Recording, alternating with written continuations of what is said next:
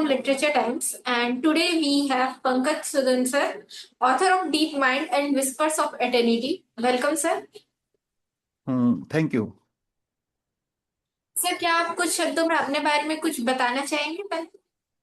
जी, मेरा नाम पंकज सूदन है और मैं श्री रामकृष्ण आश्रम मेरठ में 15 साल तक वाइस प्रेसिडेंट रहा हूँ। जी और वहाँ पर मैंने करीब 20-22 साल तक फ्री मेडिटेशन सेशंस लिए हैं।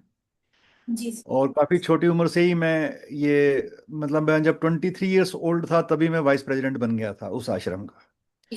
तो इतनी छोटी उम्र से कैसे हुआ, इसके लिए मुझे थोड़ा बैकग्राउंड बैक लाइफ में जाना पड़ेगा कि मैंने किस कारण से और किस स्थितियों से प्रभावित होकर इस यात्रा की ओर कदम बढ़ाए।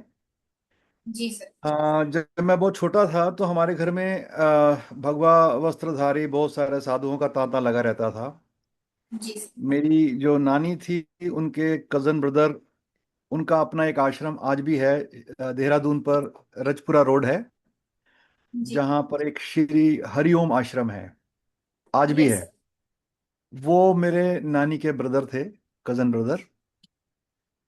तो उनके अलावा एक बहुत बड़े योगी हुए हैं, एन आर स्वामी, जिनको फ्रांस में ऑर्डर ऑफ स्टार या ऐसा ही कोई इससे मिलता जुलता अवार्ड मिला था।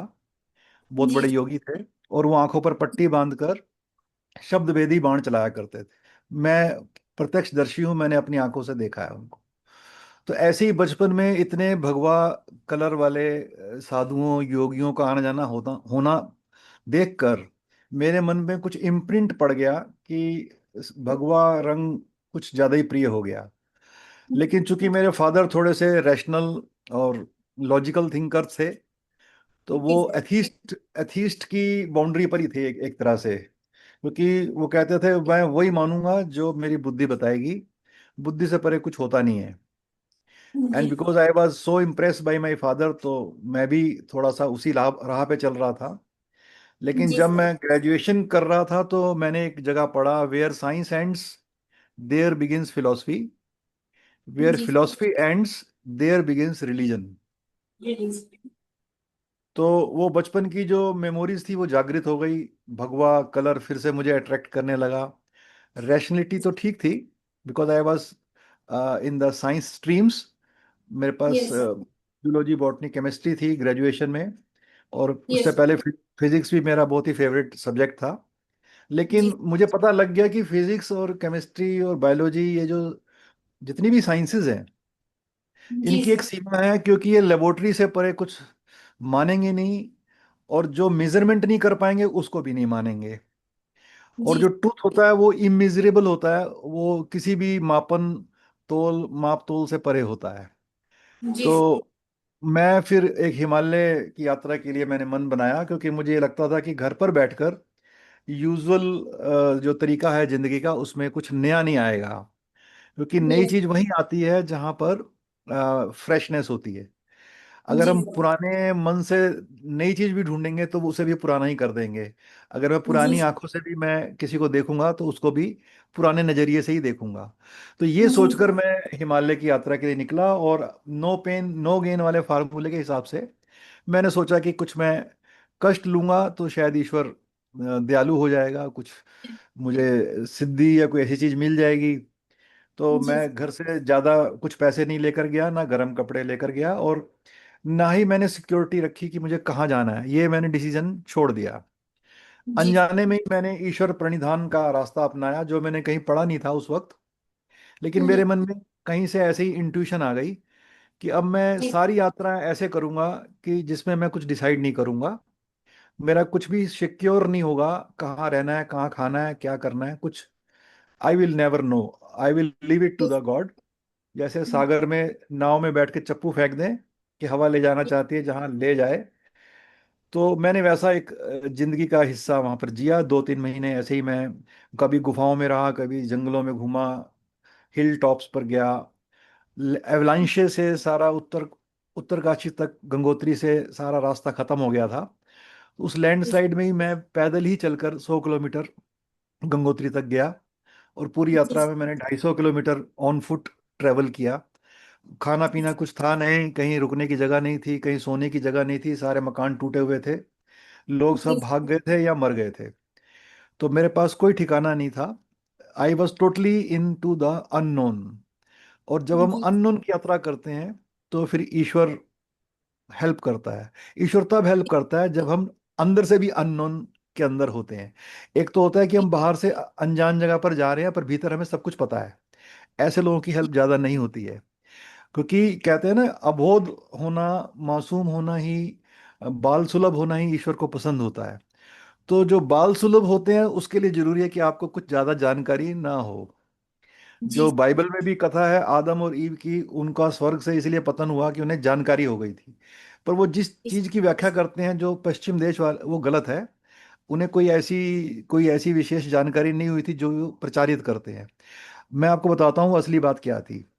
वो जी जानकारी हुई थी द्वैत की। यानी उन्होंने एक अद्वैत सत्ता को दो भागों में तोड़ दिया। तेरा मेरा, अच्छा बुरा, ऊंचा नीचा, ये है द्वैत। इससे पतन होता है स्वर्गलोक से। जो हम इस संसार जी में, इस दुनिया में जो जीते हैं, हम यही तो काम करते हैं। क्योंकि हम इस जो डायमेंशन है जिसमें हम रहते हैं, हर चीज को हम दोहरी नजर से ही देखते हैं कि ये उसका जी है, सर। ये मेरा, ये अच्छा नहीं है, ये अच्छा है। लाइक्स होते हैं, डिसलाइक्स होते हैं। तो जी मैंने जो यात्रा की इसमें मुझे पैरासाइकोलॉजी पर एक्सपेरिमेंट करने का मौका मिला, क्योंकि मैं एक अभूतपूर्व काम कर रहा था, एक नया ही रास्ता चुन रहा था और नई डिस्कवरीज कर रहा था। और जी मुझे सर। क्लेरोवायंस, टेलीपैथी और प्री कॉग्निशन का अनुभव हुआ। ये सब बातें मैंने अपनी बुक में deep mind and whispers of eternity में लिखी हैं। और उसमें जो जी चैप्टर है हिमालयन जर्नीज, उसमें लिखी हैं। तो आपका क्वेश्चन जी था कि मैं अपने बारे में बताऊं, तो मैंने थोड़ी सी अपनी ज़िंदगी की कहानी सुनाई कि मैंने यात्रा क्यों की, और मैं कौन था, मेरा बचपन कैसे गुजरा, और मैं इस रास्ता पर क्यों चला। जी इसके सर। बाद मैंने जो मेडिटेशन क्लासेस ली, और उसके बाद भी मैं बहुत सालों तक ऑलमोस्ट निष्क्रिय था, इस सेंस में कि मैं अभी जो मैंने प्राप्त किया था उस पर मैं मनन कर रहा था। जी कुछ सर। कुछ मैं शेयर भी करता था, पर ज़्यादातर मैं अंदर रिसर्च में ही लगा हुआ था। लास्ट जी ईयर मेरे मन में अब ये ख्याल आया कि now the time has come. अब दुनिया में बाकी लोगों को भी इसका कुछ पता चलना चाहिए, थोड़ा लाभ उठाना चाहिए। तो मैंने फिर बुक्स लिखनी शुरू की, और मैंने 2025 में ही एक तरह से 3 बुक एक साथ लिख दी। और अब मैं चौथी बुक पर काम कर रहा हूँ। तो अभी flurry of creativity is going on. Okay. ये मेरी अब तक की कहानी थी जी। Okay sir. तो सर जो आप ये अभी नई किताब लिख रहे हैं, उसके बारे में आप थोड़ा बताएंगे कि वो किस पे बेस्ड है, किस तरह की किताब है वो। हाँ हाँ, अभी तो मैं बहुत ज़्यादा उसके बारे में लीक नहीं कर सकता, इसलिए नहीं कि वो सीक्रेट है, जी सर। क्योंकि मुझे उसके हाँ बारे में खुद भी नहीं पता कि वो क्या टर्न लेगी। हाँ, लेकिन मैं इतना आपको बता दूं, वो एक फिक्शन होगा। हाँ। पहली बार मैं फिक्शन लिख रहा हूँ, लेकिन वो दरअसल फिक्शन है नहीं। क्योंकि हम्म। वो आज से 25,000 साल पहले के जो टाइम जोन है, जब ज़्यादा यस। इंसानी सभ्यता नहीं थी, अभी वेद भी लिखे नहीं गए थे, क्योंकि वेद भी यस। 15,000 साल और 10,000 साल के बीच ही लिखे गए हैं। मैं उससे भी दस जी। हजार साल और पीछे चला गया हूँ, 25,000 साल पहले, जब जी दूसरी डायमेंशन से यहाँ पर कुछ दिव्य शक्तियाँ आई थी, और धरती पर उन्होंने मनुष्य का निर्माण करने के लिए जरूरी स्थितियाँ पैदा की। उसके बंदोबस्त में वो लगी हुई थी। उन्हीं के पात्रों में से एक पात्र मैंने अपनी बुक का हीरो बनाया है, उसका नाम प्रशांत रखा है। और कुछ ऋषि, सप्त ऋषियों में से या प्रजापतियों में से धरती पर आए, और कैसे उन्होंने मनुष्य जाति का निर्माण किया, कैसे अलग अलग डायमेंशंस बनाई। और यस। फिर उनको ये भी था कि एक जमाना आएगा जब साइंस बड़ी प्रगति करेगी और जिंदगी यस। आसान हो जाएगी। तब लोगों की जो ये दुनिया छोटी हो जाएगी। तो ऐसे वक्त पर ज़्यादा आत्माओं को जन्म लेना चाहिए। मैं आपको एग्जांपल जी देता हूँ, जैसे आज से अगर 20,000 साल पहले जाएं तो एक साधु अगर उपदेश देगा, उसे कितने लोग सुनेंगे? मेरे ख्याल से 10 लोग, 20 लोग, 50 लोग। भगवान बुद्ध के टाइम जब वो उपदेश देते थे तो मैंने ये पढ़ा कि वो 2,000 के करीब एक साथ लोग सुन सकते थे, उससे ज़्यादा नहीं सुन सकते थे। अभी आजकल के ज़माने में अगर मैं आपके सामने टीवी पर बोल रहा हूँ, और इसको अगर दुनिया भर में लाइव कर दिया जाए, तो कई करोड़ या अरब लोग इसको एक साथ सुन सकते हैं। यानी जी ये सर। जो मीडिया है, सोशल मीडिया, जो साइंस हम्म। की, टेक्नोलॉजी की जो डेवलपमेंट हुआ है, ये जी ऐसी आत्माओं को आकर्षित कर रहा है जो दूसरे डायमेंशंस में है। वो सोच रहे हैं कि ये तो गोल्डन चांस है, अब हम अपनी विचारधारा को एकदम दुनिया भर में फैला सकते हैं। तो वो जो जी बुक मैंने लिखी है या लिख रहा हूँ, उसमें वो 25,000 साल पहले से वो दिव्य आत्मा इस 2025 में आती है, और एक जी बहुत बड़े सम्मेलन होता है जिसमें वो सारे वेदों का निचोड़ और आजकल की आधुनिक जिंदगी के साथ उसको टैली करके इन समस्याओं को जी दूर करने के बारे में वो उपदेश देता है। जी तो अभी उसका नाम भी नहीं मैंने सोचा कि क्या होगा। तो ये जी बहुत ही फनी और इंटरेस्टिंग बुक होने वाली है। मैंने जी। बोल जरूर रहा हूं ये फिक्शन है, लेकिन आपको समझ हाँ में आ गया होगा ये फिक्शन नहीं है, ये पूरी फिलोसफी है। जी। जी सर। तो सर मुझे जानना था, आपने deep mind whispers of eternity को एक स्ट्रक्चर्ड कहानी के बजाय मेमोरियल की फॉर्म में क्यों लिखा, और इस फॉर्मेट के पीछे क्या इंस्पिरेशन थी आपकी? जी, मेमोर्स जो होते हैं ये हमेशा फर्स्ट हैंड एक्सपीरियंस होते हैं, और दुनिया में ज़्यादातर श्रोता या पाठक जो बुक पढ़ते हैं या जो प्रवचन सुनते हैं वो ऐसे लोगों का ही सुनना चाहते हैं जो अपनी ज़िंदगी के अनुभवों को साझा करते हैं, ना कि वो किसी गैर ABC के बारे में बताएं। उसका इतना इफेक्ट पड़ता नहीं है। तो ऑथेंटिसिटी आती है जब हम अपने जीवन में घटी घटनाओं को ऑनेस्टली बताते हैं। इसीलिए जी मैंने इस बुक को मेमोयर्स फॉर्म में लिखा है। जी। जी। तो सर आप बहुत छोटी उम्र में ही हिमालय गए थे, तो क्या कोई ऐसा पल या फिर यात्रा के बीच में ऐसा कुछ हुआ हो जिससे आपको अपने जीवन को प्रभावित किया हो? जैसा कि मैंने बताया, उस यात्रा में मैंने निश्चय किया था कि मैं कुछ भी निश्चय नहीं करूंगा। जी सर। मीन्स अगर इसे फनी तरीके से बोलें, I decided not to decide anything. ये सर। तो ऐसा करने से मुझे एक अनजाने में ही एक ऐसा मतलब तरीका या माध्यम मिल गया कि मैं दुनिया को, अपने परिवार वालों को, अपने निकट के लोगों को एक शॉर्टकट बता सकूं। क्योंकि स्पिरिचुअलिटी के लिए मैंने लगभग जितने भी उपनिषद हो सकते थे, योग शास्त्र हो सकते थे, और कई तरह के फिलोसफिकल ट्रीटीज मैंने पढ़ी थी और साधनाएं भी की थी, तो मैंने देखा ये बहुत टफ रास्ता है। आजकल के ज़माने में इतनी फास्ट लाइफ है और लोगों में कैपेबिलिटी और कैपेसिटी भी नहीं है। इसलिए नहीं कि वो उनके पास दिमाग नहीं है, कैपेबिलिटी इसलिए नहीं है कि they are so living in so a fast life कि वो इतनी ज़्यादा चीज़ों को उन्होंने पैक कर लिया है मल्टीटास्किंग करके या बहुत ज़्यादा डाइवर्सिफिकेशन करके, कि उनके पास स्पिरिचुअलिटी के लिए कोई टाइम नहीं है। वो चाहते हैं कोई आसान सरल रास्ता बताया जाए। तो जी मैंने उसके लिए एक तरीका सोचा कि हम लोग एक काम करेंगे, सारी स्पिरिचुअलिटी का निचोड़ एक सिंबोलिज्म में कन्वर्ट करके बता देंगे, और वो है being like a mirror. Yes. अगर हम दर्पण बनते हैं तो एक तरह से हम वही काम करते हैं जो उपनिषद में लिखा हुआ है। अगर आप उपनिषदों को पढ़ें तो उसमें लिखा है कि एक सबसे बढ़िया चीज होती है साक्षी भाव, विटनेस बनना। जो विटनेस होता है उसमें खासियत होती है वो क्राइम में हिस्सा नहीं लेता, वो केवल देखता है। यस। और अगर विटनेस भी हिस्सा लेने लग जाए तो he is as good as a criminal. तो यस। जज जो होगा विटनेस की बात को फिर नहीं सुनेगा, वो बोलेगा कि आप ट्रू विटनेस नहीं हो। जी सर। तो जो मैं मिरर की बात करता हूँ that is exactly like being a witness. तो मैंने कोई नई खोज नहीं की, मैंने खाली उसको सिंप्लीफाइड मॉडर्न भाषा के अंदर कन्वर्ट कर दिया है। यहाँ मैं थोड़ा क्लियर कर दूं कि मिरर जो है ये फिजिकल मिरर नहीं है। फिजिकल मिरर जो होता है वो सेम टोकन में बात करता है। जी incident ray and outgoing ray same होती है, इसमें जी सर। डायरेक्शन अलग होती है, बाकी कोई फर्क नहीं होता। लेकिन जी जो जिस स्पिरिचुअल मिरर की मैं बात करता हूँ वो ट्रांसफॉर्मेशन करने के बाद ही आउटगोइंग रे को भेजता है। यानी आप अगर जहर पिएंगे तो प्रकट अमृत के रूप में ही करेंगे। जैसे पेड़ को जी पत्थर मारने से वो फल देता है, वो पत्थर वापस नहीं भी करे या करे वो अलग बात है। तो ये मेरा सोचने का तरीका था कि हम जो अंदर आ रहा है उसके ऊपर हमारा कोई वश नहीं है। लोग हमें जी कुछ भी बात कर सकते हैं, they are free. They are actually can say slave to their emotional outbursts. तो हम उनको तो रोक नहीं सकते हैं। What we can do is we can have control on our reactions. तो वो रिएक्शन। कैसे होगा, इसको मैं थोड़ा एलोबरेट कर देता हूँ। क्योंकि मैंने देखा कि हम लोग रिएक्शन जो करते हैं ये हमेशा पास्ट टेंस से इम्ब्यूड यानी प्रभावित यानी कलर्ड होती है। क्योंकि हमारे जी मन में प्री जुडिसेस होते हैं, जीने के तरीके होते हैं, सिद्धांत होते हैं, परंपराएं होती हैं, हमारे अपने आदतें, लाइक्स एंड डिसलाइक्स होते हैं। इनके आधार पर हम फैसला करते हैं कि आपने सही बोला, गलत बोला, उचित बोला, ठीक से नहीं बोला, टोन ठीक नहीं थी, या आपकी बात असत्य है या वैज्ञानिक नहीं है।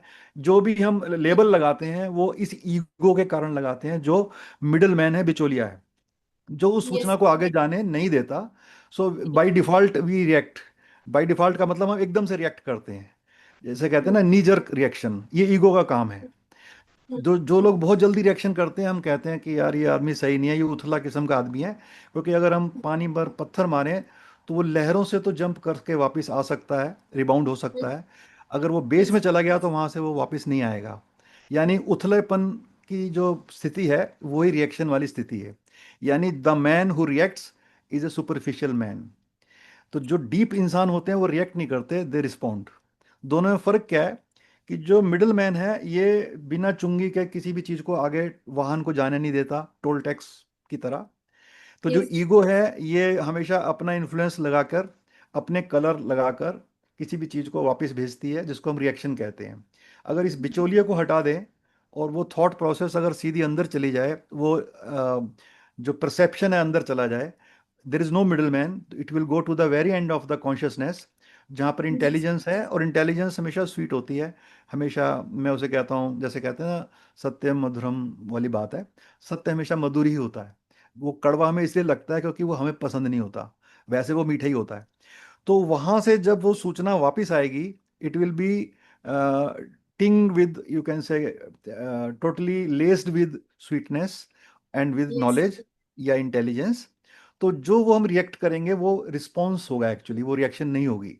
दोनों में यही फर्क है। Reaction is always through ego, response is always through consciousness और इंटेलिजेंस। तो ये जो मेरा सिद्धांत है, दुनिया वालों के लिए उपदेश है कि आप मिरर बनिए, फिजिकल मिरर नहीं, स्पिरिचुअल मिरर, जो ट्रांसफॉर्म करता है। And this is the most shortcut, best shortcut to become a spiritual man.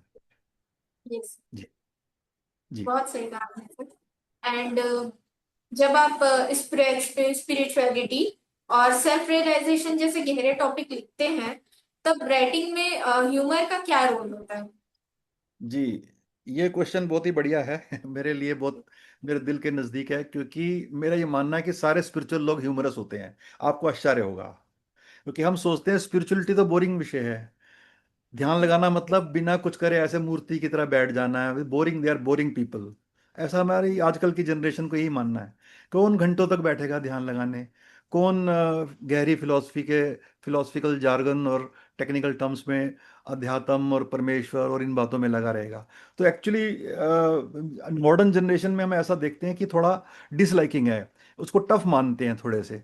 पर मैं आपको सीक्रेट बताता हूँ कि they are most funny people. बल्कि स्पिरिचुअलिटी में जो घुस जाता है, he becomes the most funny people, funny person in the world. इसका एग्जांपल मैं देता हूँ। जैसे आप सारी जिंदगी कोई चीज आप मानते रहो, और एक दिन आपको पता लगे कि आप तो बिल्कुल गलत चीज को सही मान रहे थे और आपको बुद्धू बनाया जा रहा था। तो आपको क्या होगा? या तो आपको हंसी छूटेगी या बहुत ज्यादा यस, गुस्सा आएगा। ऐसे ही जी होता है सर। ना, कि अरे इतने साल तक इसने हमें लल्लू बनाया, ऐसे हम कह के हंसेंगे अपने ऊपर। जैसे अगर ये वैसे थोड़ा सा बिसाइड्स द पॉइंट है, मैं आपको अगर पिक्चर का एग्जांपल दूं, तो एक सुपर हम्म, 26 पिक्चर आई थी, हम्म, सुपर 26 जी। उसमें मनोज वाजपेयी पुलिसमैन बनता है, और जी उसको हमेशा पूरी फिल्म में लल्लू बनाया जाता है, मतलब उसको बुद्धू बना के रखा जाता है। और लास्ट सीन में जब उसे पता लगता है कि सारे ही लोग मिले हुए थे, पुलिस वाले भी जो थे ये गैंगस्टर से मिले हुए थे, तो वो आधे घंटे तक हंसता रहता है, उसकी हंसी जी नहीं रुकती। क्योंकि जब हमें पता लगता है कि हमें उल्लू बनाया गया तो हम बे इंतहा हंसते हैं। अब आप जी मेरी बात सुनिए, जिस स्पिरिचुअल इंसान को पता चल जाए कि जो दुनिया हमें दिख रही है वो ऐसी है ही नहीं, बचपन से जो देख रहा था वो तो कभी थी ही नहीं, तो उसकी हंसी कितनी ज्यादा छूटेगी। जी मैंने जितने भी उपनिषद पढ़े हैं, मैंने उसमें नोट किया कि जितने भी ऋषि मुनि थे, जब उन्हें ज्ञान प्राप्त हुआ तो सारे के सारे या तो नाचने लगे, या वो खुशी के मारे आह्लाद में आके डांस करके और गाना गाने लगे। जी अहम अनादो अहम अनादो, मैं संस्कृत में बोल रहा हूँ। यानी एक ऋषि ने देखा कि वही अन्न है और वही अन्न का खाने वाला है। क्योंकि उसने क्या ऑब्जर्व किया कि जब वो खाना खाता है तो बॉडी में जाके वो ट्रांसफॉर्म होकर बॉडी बन जाती है, और फिर वो खाना फूड साइकिल से बाहर चला जाके फिर दोबारा फसलें उगती हैं, फिर वो, तो खाने वाला भी वही है, अन्न भी वही है। अन्न से अन्नादो यानी कि ईटर बन रहा है, कंज्यूमर बन रहा है। और कंज्यूमर की जब डेथ हो जाती है या उसकी बॉडी से वो चीज़ें निकल जाती हैं, तो वही अन्न बन जाता है। तो वो साइकिल को देख के हैरान हो जाता है कि अरे ये मैं क्या हूँ। ऐसी जब जी हम गहराई में जाएंगे तो आप सोचेंगे कि मैं थिंकर हूँ, ये थॉट है, ये थॉट प्रोसेस है। लेकिन जब जी आप डीपली जाओगे तो आप देखोगे it is one unitary process, और हमने इसके तीन टुकड़े बेकार में कर दिए हैं।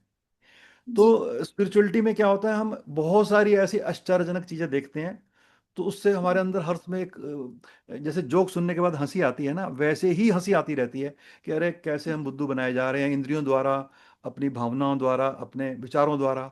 They are all super illusory things.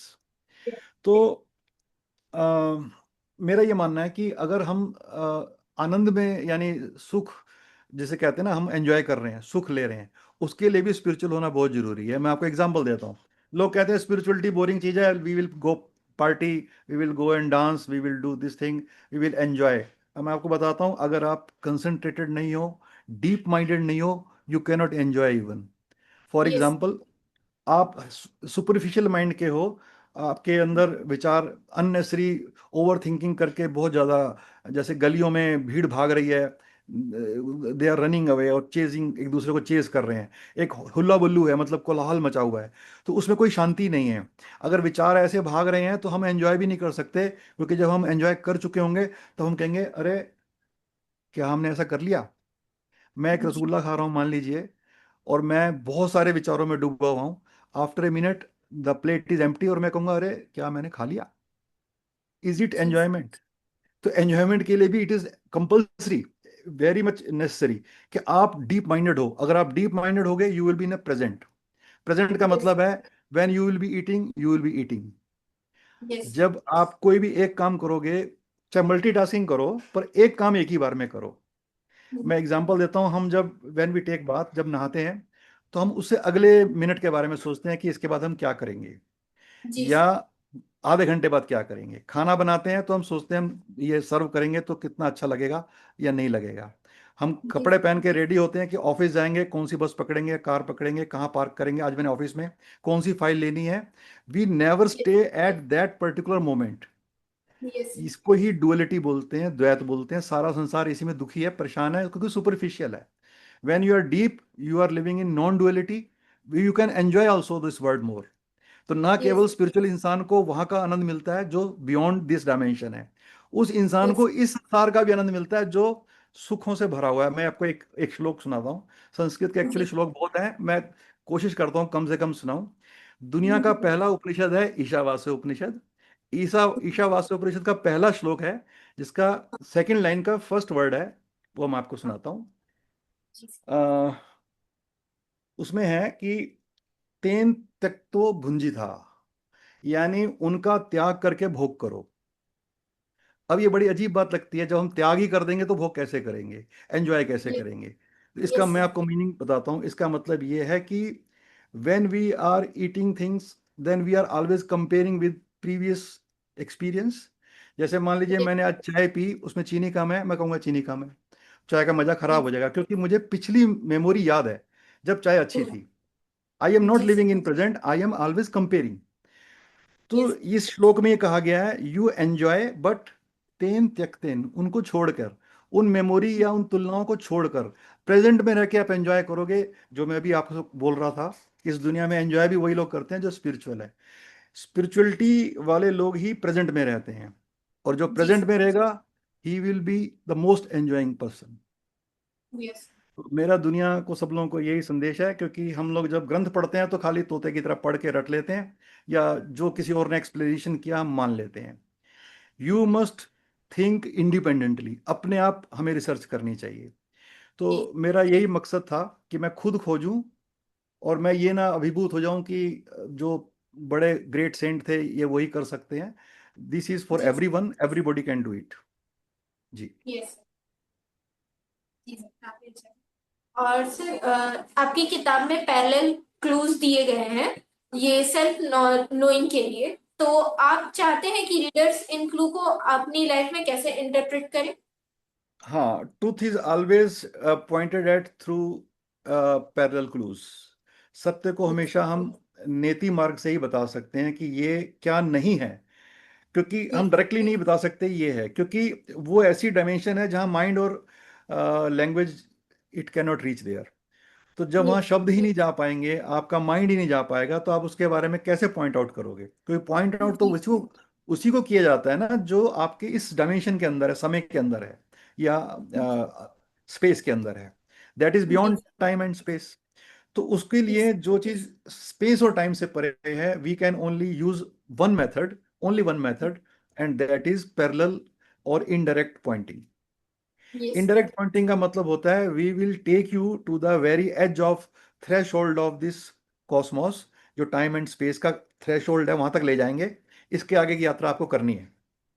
जी तो इसीलिए पैरेलल थिंकिंग से ही हम स्पिरिचुअलिटी की ओर जा सकते हैं। There is nobody who can go with brain and logical thinking intact and go there, it is not possible. Yes. जी।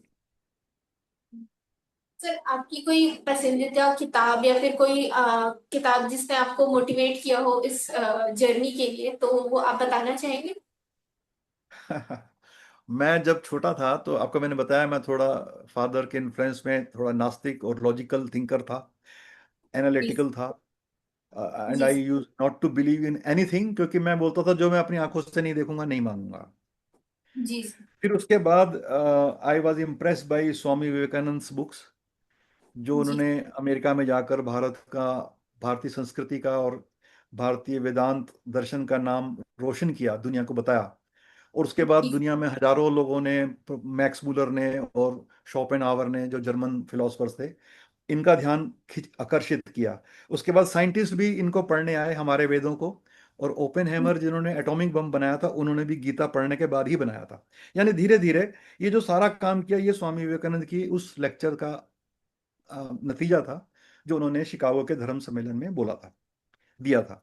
तो मैं इससे बहुत प्रभावित था कि एक इंसान ऐसा कुछ कर सकता है क्या, जिसकी रिपल्स इतने ज्यादा दूर तक फैल जाएं कि वो पूरी दुनिया को ही चेंज कर दें। तो ऐसे ग्रेट इंसान की बुक पढ़नी चाहिए, तो मैंने पढ़ी। लेकिन उसके पढ़ने का मुझे एहसास होगा कि बुक पढ़ने से ही कुछ नहीं होगा, क्योंकि भारतीय दर्शन जो है उसका नाम ही दर्शन इसलिए कि आपको खुद दर्शन करना पड़ेगा। इट इज़ नॉट जी फिलोसफी की ओनली स्टडी ऑफ नॉलेज, जैसे वेस्टर्न कंट्रीज में होता है। हमारे भारत में होता है कि उसको देखना है आपको। जब तक आप देखेंगे नहीं तो वो तो एक शब्द ज्ञान है। और संस्कृत बोलूं तो शब्द ज्ञानम महाअरण्यम। यानी अगर आप वर्बोसिटी में ही फंस के रह जाओगे तो वो तो एक जंगल में जैसे भटक जाता है आदमी, वैसे है। तो विवेकानंद के बाद मैं फिर खुद अपनी जर्नी पर निकल गया, जो मैंने आपको बताई थी, हिमालयन जर्नी। फिर मैंने सारी जी किताबें पढ़नी बंद कर दी। मैंने कहा अब श्रवण मनन निधिध्यासन, मैंने सुन लिया यानी पढ़ लिया। अब मेरी सेकंड जी स्टेज शुरू होने वाली है, मनन। I will ponder on these things. और फिर जी आएगा निधिध्यासन, यानी आई विल एक्सपीरियंस दैट। जी इसके बाद मैं फिर और कई कुछ साल गुजरे, मैं मेडिटेशन क्लासेस लेता रहा, सेशंस में लेता रहा। और आफ्टर दैट मैंने जे कृष्णामूर्ति की बुक्स पढ़ी। और उनको पढ़ के मुझे ये फायदा हुआ कि मुझे ये अच्छी तरह पता लग गया कि कोई भी टीचर या गाइड इसमें डायरेक्टली नहीं ले जा सकता आपको। ही कैन जी only prepare you up to some extent. Yes यही बुक थी जिन्होंने मुझ पर इम्प्रेशन जमाया। सर। जी सर, आपसे बात करके मुझे बहुत अच्छा लगा, आपने इतना मुझे नॉलेज बताया। So thank you sir for joining us for this meeting. Thank you. I also feel very happy because when people ask about spiritual matters, and I am always ready to talk about those matters। और आपसे बात करके अच्छा लगा, क्योंकि आपने गहराई से मेरी बुक पढ़ी हुई है, ये पता लगता है। और आपके रिव्यू भी मुझे बेस्ट रिव्यू लगा। तो इसलिए I am also feeling very much pleased and blessed also, क्योंकि मुझे आपसे भी बात करने का मौका मिला, and I am very happy for that. जी। Thank you sir.